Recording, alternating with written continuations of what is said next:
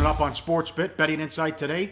Big game breakdown continues. The Eagles take on the Seahawks from Seattle. Seahawks 6.5, 43 the total. Eagles 4-0 at home, but 1-4 on the road, and the only win was in Chicago. Now it gets worse for Wentz. The issues on the road continue. It's Seattle, Cincinnati, and Baltimore coming up, and in this game, Matthews is banged up, Ertz is banged up, although Matthews hasn't been able to catch a cold lately. Yeah, I mean, the top two receivers, Matthews and Ertz, both missed practice time this week. Matthews got a bad back. Ertz has got a hamstring. And this is a rookie quarterback in one of the most hostile environments you're going to find in the NFL. Here's a Doug Peterson quote. Going into this stadium, the 12th man is real.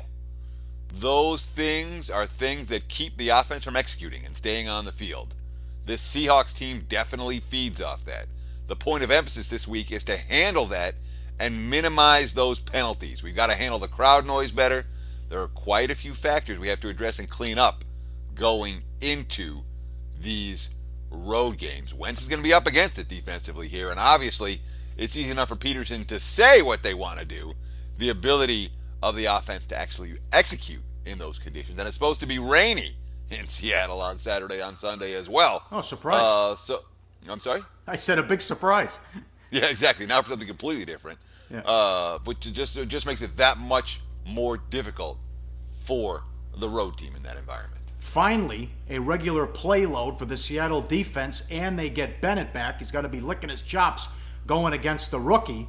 Also, has it been a huge improvement with the offensive line, or is it just that they've kind of abandoned the run, throwing it more and moving Wilson out of the pocket? It certainly helps when you play the Patriots. They only rush two guys. I just love that picture of Michael Bennett. He's like, yeah, I get to face a rookie QB. But, I mean, let's be real. It was a clean pocket last week for Russell Wilson against the New England Patriots defense. So the Patriots couldn't generate a pass rush.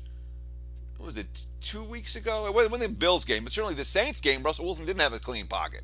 The Cardinals game, Russell Wilson didn't have a clean pocket at any point. And those games weren't games where the Seahawks running game was working either. So there was noticeable visual improvement from that offensive line the last couple of weeks. And Pete Carroll's talking about it. Quote, we had to kick it into gear a week ago versus Buffalo. We had been waiting just to get healthy. Maybe we waited a couple of weeks too long, but we were waiting on Russ to be right. We kicked it in last week. You saw the change. And all the offensive coaches seize the opportunity to get ahead and go. It's there for us now. I don't think that there's any question that that was the best Russell Wilson has looked. It was great to see him play like that. He had good quickness, good burst, good change of direction, and he led us to some really exciting plays. It's also worth noting they get Thomas Rawls back into the rotation this week, and they felt good enough about him and CJ Prosise to release Christine Michael, who's now probably going to be he's playing for Green Bay, the Packers team that we'll talk about in just a few minutes. Hey guys, for the full video, go to sbrpicks.com. Research before you bet. Be sure to check out SBR Picks for the best game predictions, breakdowns, and much, much more.